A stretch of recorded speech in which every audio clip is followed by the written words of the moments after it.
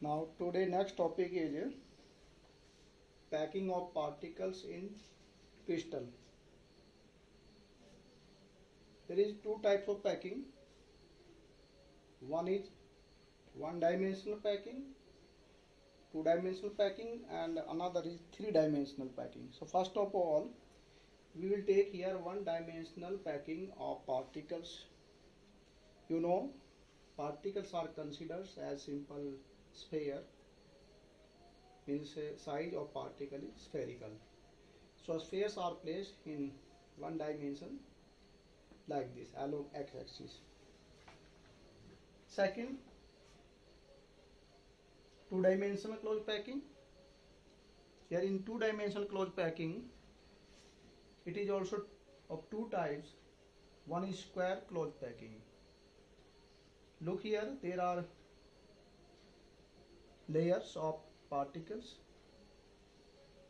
One is first layer, second layer, third layer. So you are looking particles or spherical balls are placed in one layer, particle number 1, 2, 3, 4, 5. In next layer, particle 1, 2, 3, 4, 5. In third layer, particle 1, 2, 3, 4, 5. So what is the similarity in this packing?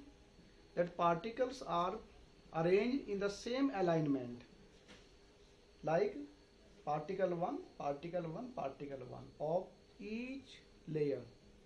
Particle 2, particle 2, particle 2, particle number 3, particle number 3, particle number 3, particle number 4, number 4, number 4. So all particles are arranged in the same alignment as in previous row, as in previous layer.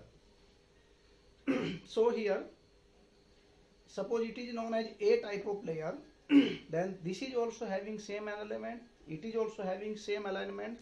So all are A type layer, A type layer, A type layer. So this is known as A type of arrangement. And here take any one particle, all particles are in the, each particle is touching. So one particle is touching four particles. Look here, this particle is touching particle number 1, particle number 2, particle number 3, particle number 4. So its coordination number is 1, 2, 3, 4. Means each particle is touching 4 particles. So what is coordination number? Coordination number of any particle is the nearest neighboring atoms, nearest neighboring particles. So each particle has 4 coordination numbers. Take any particle. This particle also touching 1, 2, 3, 4. This particle touching, this particle is touching 1, 2, 3, 4. So at every angle, one particle is touching 4 particles. That means nearest neighboring particle is 4. So this is making a square. So that's why it is known as square closed packing. Second है hexagonal closed packing in 2 dimension. So in hexagonal closed packing, what happen? Another type of packing. Suppose this is layer number 1. So here look here, particles, how particles are arranged. Particles 1, 2, 3, 4, 5, like particle in one layer.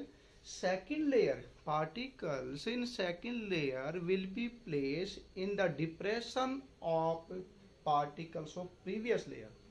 So these are 2 particles and depression of these 2 particles is this one. So particles of second layer are placed in the depression of particles of previous layer. So here again this particle next layer, these are placed in the depression of second layer, and here in fourth layer particles are placed in the depression of third layer. So look here, this layer and this layer both are similar. Atoms are having same alignment. Atoms are having same kind of arrangement. So layer, this is layer A. Suppose this is layer B type. Then again this is layer A type, and it is again layer B type. So this is known as AB, AB, AB, AB type of arrangement. Why it is known as hexagonal closed packing? because each particle is touching 6 nearest particles. So look here, this particle touching 1, 2, 3, 4, 5, 6. In this pattern of packing, in this pattern of arrangement, each particle is touching 6 particles. So that's why its coordination number is 6 and it is making a hexagon. So that's why it is known as hexagonal closed packing. So there are two types of packing in 2 dimensions. One is square closed packing, another is hexagonal closed packing.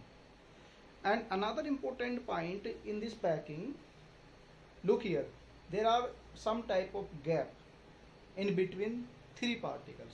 Particle 1, 2 and 3. 2 particles of first layer and 1 particle of second layer. So there is one gap. This gap is known as void.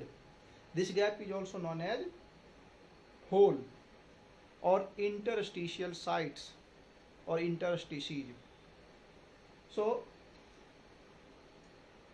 this gap, it is suppose termed as A type of gap, A type of void. How it is formed? 2 particles of previous layer and 1 particle of next layer. So again these are 2 particles of first layer and this is 1 particle of second layer. Again these are 2 particles of first layer and again 1 particle of next layer.